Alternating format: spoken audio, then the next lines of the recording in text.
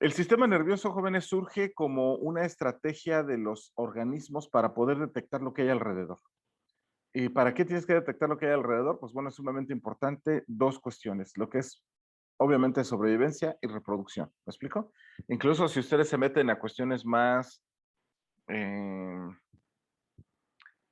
teóricas acerca de la biología, pues ustedes van a saber que hay dos cosas sumamente importantes en la biología, que es, por supuesto, sobrevivir, y en ese sobrevivir significa crecer, alcanzar la madurez sexual y posteriormente reproducirse. Incluso las dos teorías más fuertes que dirigen la biología, pues, que están basadas en las ideas de Darwin, es la selección natural o la sobrevivencia del más apto, la sobrevivencia de aquel que tiene mayores aptitudes para sobrevivir en el ambiente, y por el otro lado, la de la selección sexual.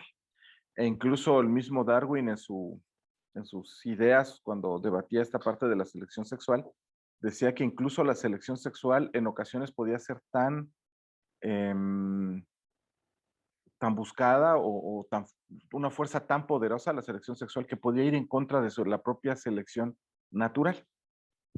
¿Y a qué se refería con eso? Hay individuos que desarrollan estructuras completamente exageradas. Eso lo vamos a revisar cuando veamos reproducción. Individuos que tienen cornamentas o astas muy, muy, muy grandes, o el pavo real. El caso del pavo real sería a lo mejor el más vistoso. El pavo real tiene unas plumas enormes, ¿no? Unas plumas traseras enormes, que en ese caso, cuando el macho lo que hace es sacar estas plumas, ¿me explico? Para poder mostrar el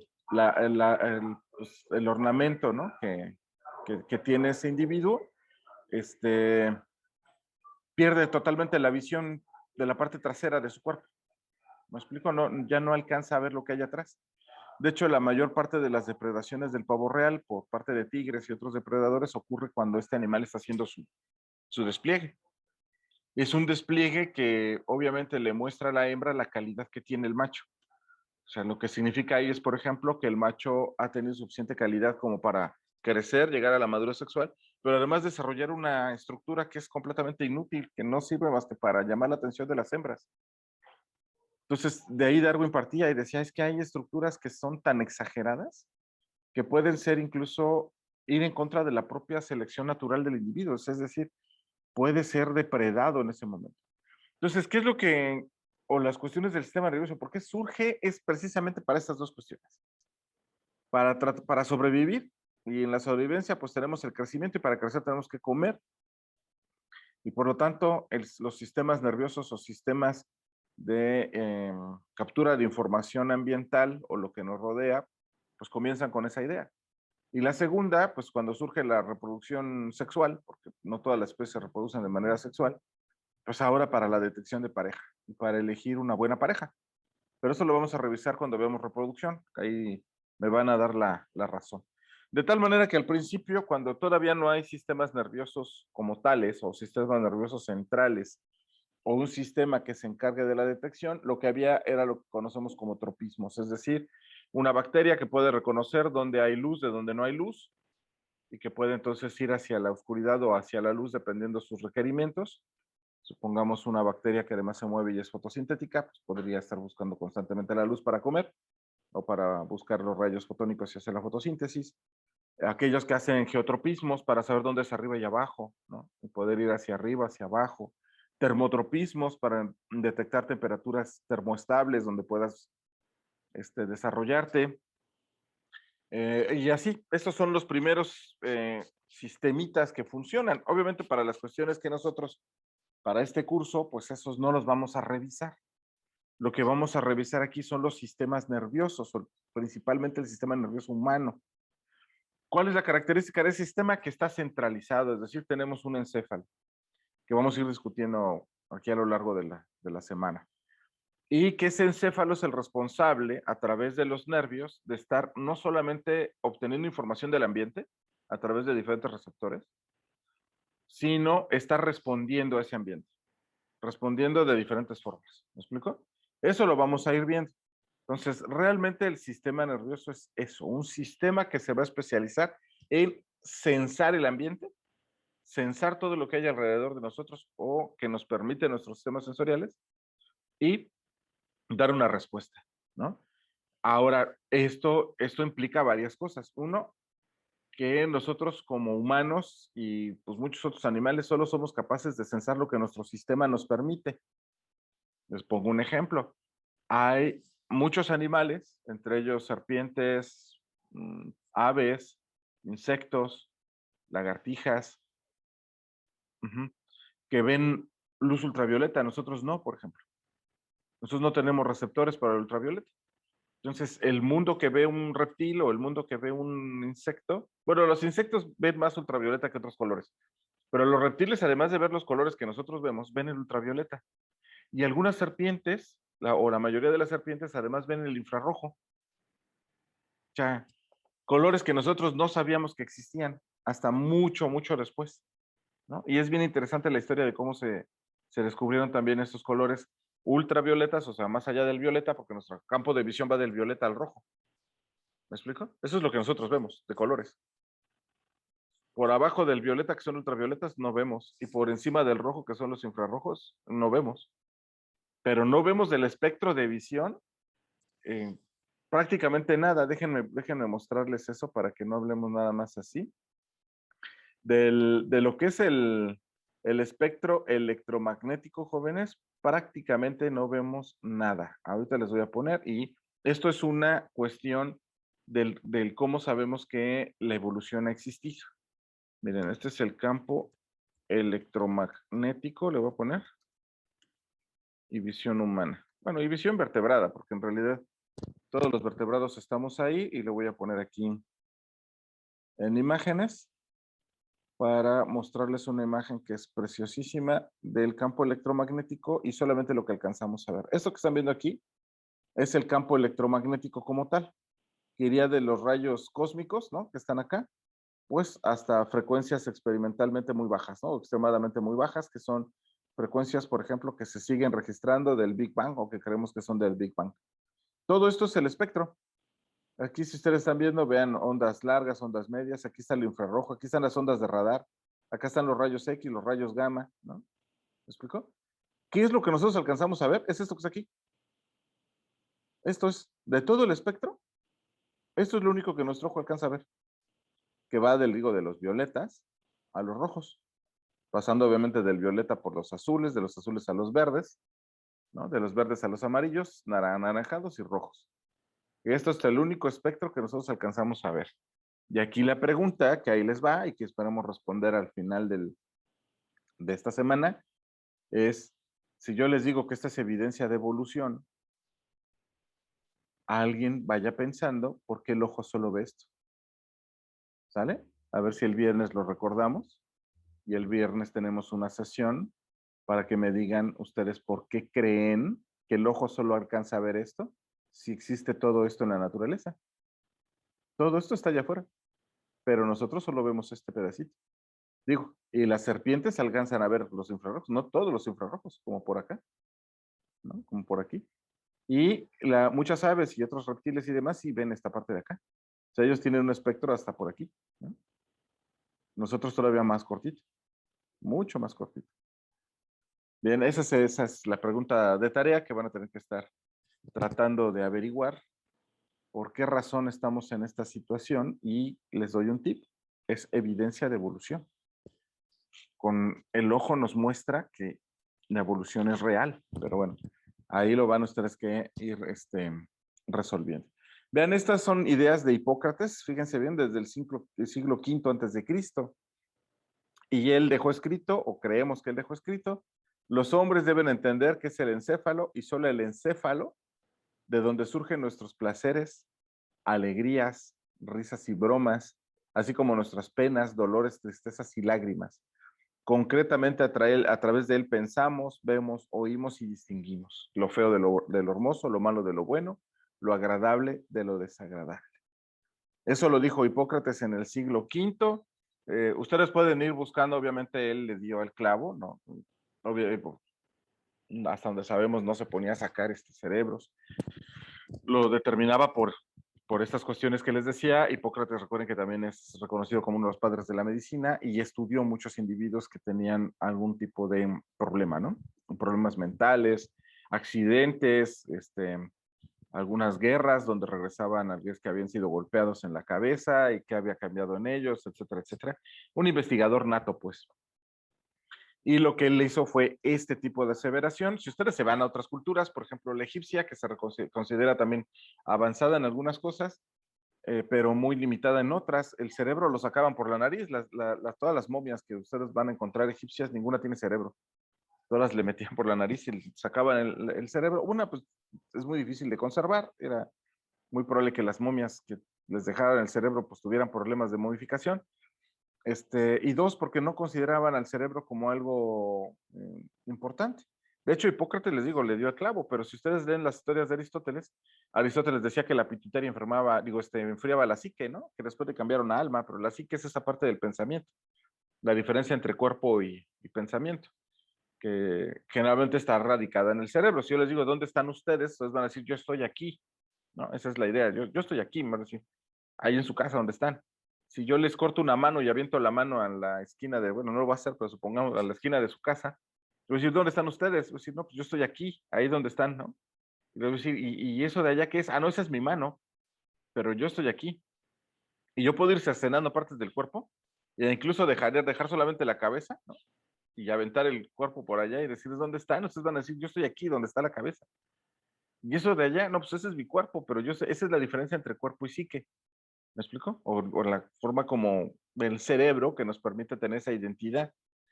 Después lo cambiaron a alma, ¿eh? Por alguna razón, pero la psique sigue siendo esta parte como del pensamiento.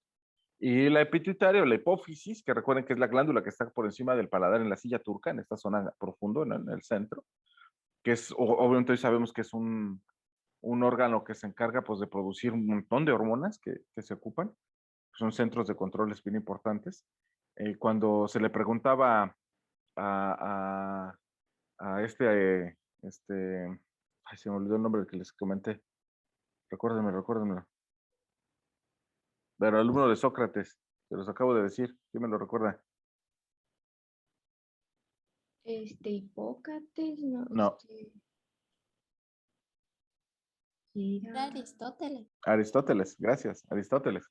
Cuando se le preguntaba a Aristóteles para qué funcionaba, decía que esa era una glándula que enfriaba la psique, que enfriaba esa parte, ¿no? Del pensamiento y demás. Y él se basaba en decir que respirábamos aire frío y al momento de que expulsábamos el aire por la nariz salía caliente. Entonces decía, se está enfriando y lo que estaba pegado a la nariz, pues según él, por sus observaciones y demás, pues decía, es esa glándula que está ahí. Y es una glándula que enfría. Entonces, no todo el mundo ha tenido buenas ideas sobre la idea del cerebro y las estructuras, o del encéfalo y sus estructuras, pero algunos tuvieron ideas claras como ¿no? Claro, si hoy en día supiéramos que esa es una glándula que enfría, estaríamos diciendo, no, vean cómo Aristóteles tenía razón, ¿no? Y Hipócrates, no, pues bueno, pues es que le fueron con observaciones y demás habiendo esto, ¿no? Ahora, el estudio biológico del cerebro es un área multidisciplinaria, ¿sale? Que involucra muchos niveles de estudio. De hecho, no hay una licenciatura que se llame así, ¿no? Licenciatura, no sé, neurocientífica o neurociencias o licenciatura para el estudio del cerebro, en realidad no. Y si ustedes entran a las sociedades de neurociencias, se van a dar cuenta que hay de todo. O sea, hay biólogos, hay químicos, hay psicólogos, hay médicos, hay de todas las áreas que ustedes gusten y manden metidos estudiando el cerebro, ¿no? Quizás el caso más extremo es el recientemente retirado doctor Hugh Drummond, un especialista en conducta en aves, que su licenciatura fue en Derecho. Él estudió Derecho y luego hizo una maestría en conducta humana y de ahí hizo su doctorado en conducta animal. Y el doctor Hugh es un referente a nivel mundial, ¿eh? A nivel mundial. Y hizo toda su carrera aquí en México, de hecho está retirado ya, el año pasado se retiró y vive ahora en Briones, en la zona de Briones, en Jalapa, ¿no? Entonces, un excelente investigador que estudió Derecho y cayó en la cuestión de las conductas, que obviamente la conducta pues está regulada por el sistema nervioso. Yo les decía que puede ir desde el nivel molecular hasta el nivel conductual y cognitivo. Esto que veíamos en la semana pasada, la primera clase que les decía, hay que entender la organización, ¿no? Los niveles de organización. porque el cerebro se estudia a todos los niveles. Pueden utilizar las técnicas del patch clamp que hablábamos, que decíamos, vamos a agarrar un canal de la neurona para ver cómo ésta se abre y se cierra y ver los iones que pasan ahí así, a nivel molecular, ¿no? Hasta que estemos hablando a un nivel cognitivo o a un nivel conductual, ¿no? Pero estar hablando del individuo, ¿no? Y cómo estos individuos, o incluso más allá, todavía comunicación, por ejemplo, las feromonas, y cómo los animales se comunican a través de olores, o se comunican a través de sonidos, que serían a distancias largas, ¿no? Los elefantes tienen una de las ondas sonoras más graves que hay. Es una onda sonora muy amplia, muy grave. No la podemos escuchar. También nosotros tenemos limitaciones auditivas. ¿Me explico? En ese sentido, otra vez, lo que nuestro sistema nos permite. Sin embargo, los elefantes son capaces de capturar esa comunicación. Y los elefantes son capaces de comunicarse a kilómetros de distancia, una manada de otra manada, informándose dónde están. Y aquel que encuentra agua, por ejemplo, puede informarle a otros dónde hay agua. Y a kilómetros y kilómetros de distancia. Y claro, nosotros no lo entendíamos porque no teníamos los aparatos para entenderlo. Hoy en día tenemos ya los aparatos y sabemos un montón de comunicación. La ultrasónica, por ejemplo, comunicación muy baja de sonido, que no, también no sabíamos que existía, porque todo estaba limitado a lo que nuestro oído puede percibir. Hoy en día sabemos que hay ratones que cantan y cantan a nivel ultrasónico. Y es una forma de cortejo. Antes el canto se creía exclusivamente humano y no se entendía desde el punto de vista evolutivo. El canto y el baile, es más la música. ¿Por qué nos gusta la música? ¿Me explico? Eso es como complicado desde el punto de vista evolutivo porque no pareciera tener una relación ni con sobrevivencia ni con reproducción. Pero cada vez estamos entendiendo más. Estamos encontrando especies que utilizan cantos ultrasónicos como los ratones o ya más que se pueden alcanzar a escuchar, como en el caso de ballenas, ¿no? Que tienen cantos. Este tipo de cosas son bien interesantes, ¿no? Los ensambles y redes pequeñas de neuronas, como las columnas corticales, eso no sé si lo vamos a revisar, pero es una forma de trabajo del cerebro. Y los ensambles grandes, como la percepción visual, incluyendo sistemas como la corteza cerebral o el cerebelo, y el nivel más alto, el sistema nervioso completo, ¿no? O sea, todo esto es la forma como se estudia el sistema nervioso. Ahora bien, ¿qué es el encéfalo, jóvenes? El encéfalo está basado en lo que es los hemisferios cerebrales, lo que sería el cerebelo, que no está mostrado aquí, y lo que es el tallo cerebral, que es esta parte de acá. Cada uno con importantes funciones. El tallo cerebral, que es esta zona, donde está la nuca, digamos, esta parte, contiene los núcleos que son responsables, por ejemplo, ahí está el centro pontino de la micción.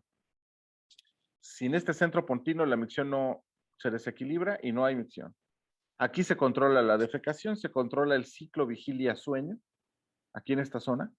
¿No? Eso de irnos a dormir a cierta hora, despertar a cierta hora, está en esta zona. También están los centros que controlan la respiración y los centros que controlan, pero ahí nada más, en el caso de la respiración sí activan y desactivan la respiración.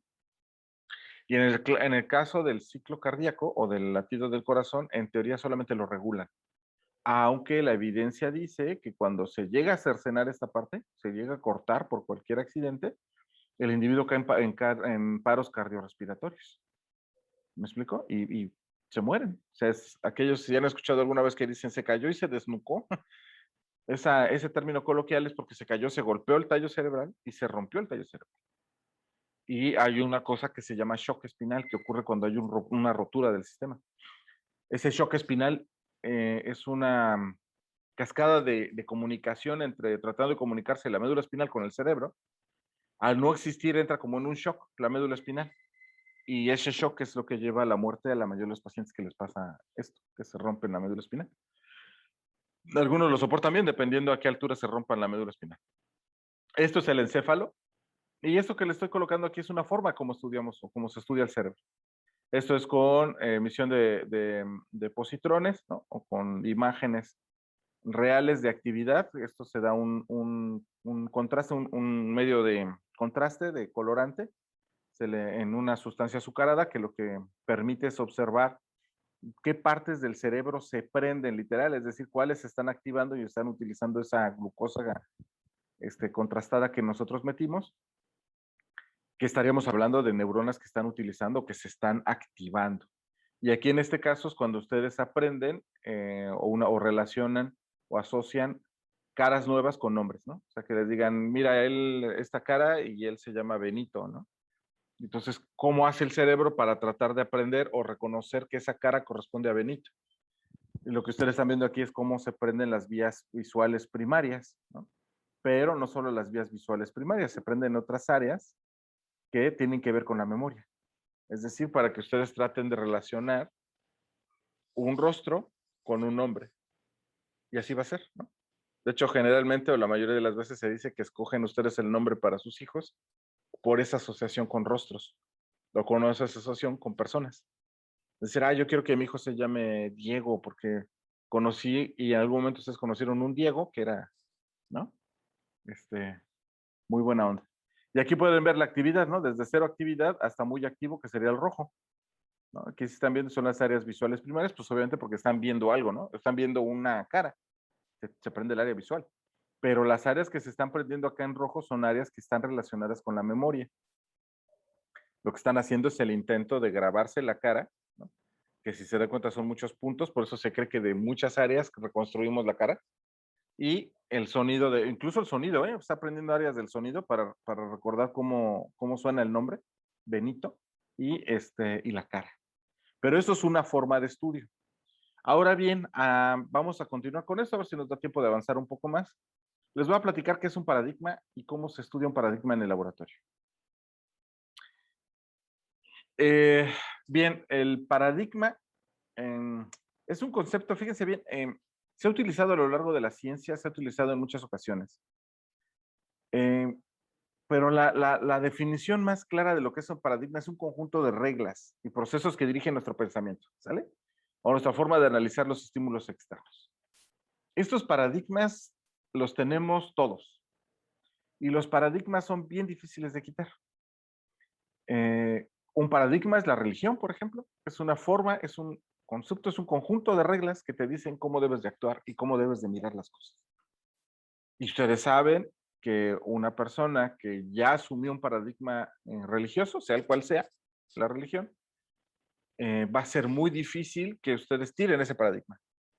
Dicen o alguien que ya ha sido engañado, por ejemplo, un antivacunas, o es más, un terraplanista. O sea, un terraplanista, alguien que ya decidió que su paradigma es que la Tierra es plana. Va a ser más difícil que ustedes lo engañen diciéndole que además de que es plana, hay dos tortugas abajo sosteniendo la tierra y que por eso cuando tiembla es porque la tortuga estornuda o se mueve, que demostrarle que ha sido engañado.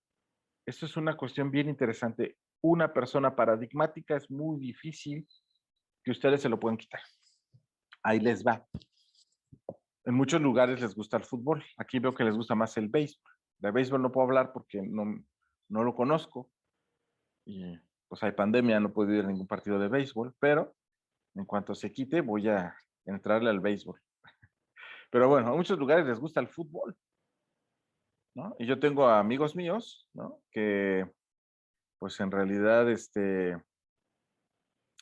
son muy aficionados al equipo de fútbol del Toluca.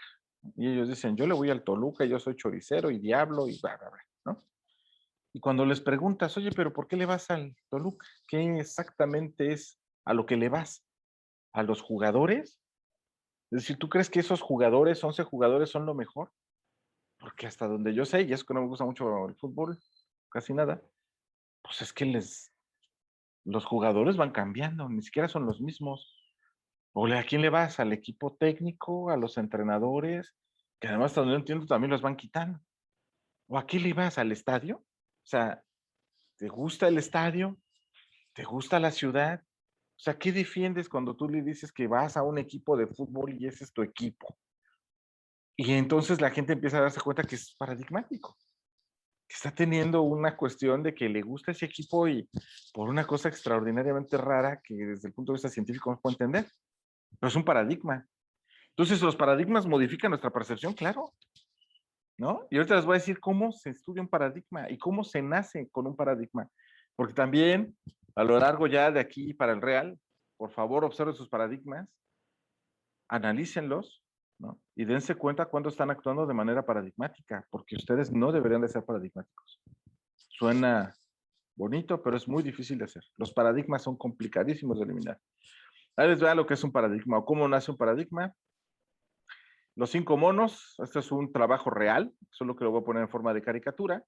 Y cómo aceptamos los paradigmas impuestos, ¿sale? En una jaula, en un sitio que es un lugar donde hay un espejo, un espejo donde solamente los monos ven su reflejo, pero nosotros alcanzamos a ver hacia adentro de esta jaula. ¿Me explico? De esta zona donde está la jaula.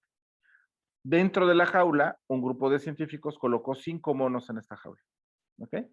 5 monos que después de un rato socializaron, se aceptaron unos a otros, empezaron a tener su conducta social normal. Una vez que esto ocurre, ¿no? En un sitio de la jaula colocan una escalera y fruta, ¿no? En este caso, pues representan plátanos, pero puede ser cualquier cosa que sea alimento. Aquí no lo dice la diapositiva, pero bueno, estos animales ya pasaron 3 días de privación alimenticia, por lo tanto están motivados, se dice en fisiología, para buscar el alimento. Es decir, tienen hambre y lo que van a querer hacer es buscar el alimento, ¿sale? Aquí está la escalera, es una forma de llegar. Seguramente los monos al principio, si no conocen lo que es una escalera, pues la explorarán hasta que alguno se dé cuenta de que puede ir pisando los peldaños a, hasta llegar a la fruta. ¿Qué ocurre cuando un mono hace esto?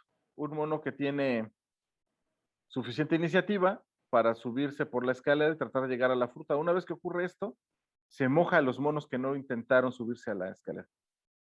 Todos los monos con agua fría. ¿Me explico? Esto es altamente estresante para los monos, no les gusta mojarse. Muy pocos monos se meten al agua. En este caso, macacos odian el agua, a menos que sean de Catemaco, que ya aprendieron a nadar, pero no es normal eso. Y los mojan, ¿sale? De tal manera que posteriormente bajan al mono, ¿no? Y los otros están mojados. ¿Me explico? Esto lo repiten y lo repiten y lo repiten hasta que cada vez que un mono quiera subir, los demás se lo suenan. Pues porque tú te vas a subir la escalera y ya me van a mojar. Y entonces no te subes la escalera, ¿no? Y si yo tengo suficiente hambre para quererme subir, los demás me van a golpear, pues porque no van a querer ser mojados. De tal manera que estos monos, estos 5 monos, saben, porque lo han entendido, que cada vez que uno suba, primero se lo van a golpear el que quiera subir, y segundo, cada vez que uno suba van a ser mojados. ¿Me explico? Esa es la idea. Ahí está. Ahora, ¿qué sucede, no? Pues obviamente cada vez que alguien, ¿no? Pues van a dejar de intentar subir. Simplemente llega el momento que ya no suben, pues porque pues no quieren ser golpeados por el resto. Ahora, ¿qué sucede si ustedes meten un mono, ¿no? Que aquí viene con otro color, un mono nuevo, quitan a uno y meten a otro? Pues obviamente este mono lo que va a intentar es subir. Pero aquí viene la cuestión. Cuando este mono intenta subir, ya no mojan a los demás. ¿Sale? Ya no lo van a mojar. No obstante, y a pesar de que ya no lo van a mojar, lo que va a ocurrir es que los otros 4 monos golpean al mono que quiere subir. ¿Me explico? Obviamente este mono no entiende, ni sabe, ni tiene por qué saber, porque ha sido golpeado. Lo único que entiende es que él intentó subir y lo golpearon. ¿Sale? De tal manera que ustedes van a repetir el experimento metiendo monos diferentes. Es decir, meten a un siguiente mono, sacan a otro. Siempre va a haber 5 monos. De tal manera que cada vez que ustedes metan un mono nuevo, ¿no? El mono que llega, pues va a intentar subir y los otros monos, incluyendo el azul, que no sabe ni por qué, golpea al amarillo, ¿no? Una vez que llega el anaranjado, pues el amarillo y el azul, junto con los otros 2 que sí estaban desde el principio, van a golpear al anaranjado. De tal manera que lo que ustedes pueden hacer es reemplazar a todos los monos, a todos. Ninguno de estos sabe por qué, pero cada vez que uno intente subir una escalera, los demás se lo van a sonar. Ustedes acaban de meter un paradigma a un animal. Es un paradigma. Simple y sencillamente el animal, cada vez que otro intente subir, el paradigma es, lo tenemos que golpear. Sin saber por qué, sin saber por qué. Y de hecho se han hecho experimentos en humanos igual. Son interesantes, están en salas de espera, están sentados, puede ver el número que ustedes quieran de personas ahí sentadas, pero todas son actores menos uno. Y de repente suena una chicharra, todos los actores se paran, con la chicharra se paran, y se quedan quietos, sin hablarse, sin nada. Y se vuelven a sentar. O sea, lo primero que hace el primero que viene, pues se queda viendo, ¿no? No sabe exactamente por qué hicieron eso, pero notó que todos los que estaban en esa sala, pues se habían levantado con la chicharra. Vuelve a sonar la chicharra, se vuelven a levantar. Como al tercer o cuarto intento, el individuo que está sentado, que no es actor, se levanta. Suena la chicharra y se levanta. ¿Por qué? Porque los demás lo hacen. E igual, van reemplazando y van metiendo gente nueva. De tal manera que al final todos los que están ahí sentados son individuos que ninguno es actor, pero todos cuando son una chicharra se levantan. Y si tú les preguntas por qué, es pues porque los demás lo hacían. Y ya les metiste un paradigma. ¿Me explico? Esa es la cuestión con los paradigmas. Y no porque siempre han sido así las cosas, pues así deben de ser siempre, ¿no? Y piénsenlo, cada uno de nosotros tenemos un montón de paradigmas que nos han ido metiendo, ya sea en la escuela, en nuestra casa, con nuestra familia, etcétera, etcétera. Esos paradigmas son los que uno siempre tiene que estar constantemente revisando para saber si ese paradigma se va a acomodar o no a las situaciones a las cuales tú te vas a enfrentar en la vida diaria. Los paradigmas no es que sean malos. El problema es cuando tu paradigma se vuelve el paradigma. ¿Me explico? Ahí es donde ya empieza la bronca. O sea, los paradigmas van a existir siempre, ¿no? Ahí va a haber un montón de broncas cuando ustedes creen que ese paradigma es el paradigma.